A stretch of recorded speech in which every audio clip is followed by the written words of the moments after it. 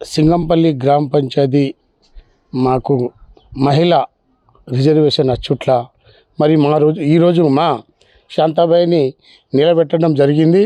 కావున 2 తండాలు సింగంపల్లి విలేజ్ వాళ్ళు మరి ఈ ఊరిని సాస్యసామలంగా కొండపోవాలని ఆలోచనతోని శాంతాబాయిని ఎవరు పోటీ రాకుండా వార్డు మెంబర్లకు కూడా ఎవరిని పోటీ రాకుండా ఎన్నుకున్నారు.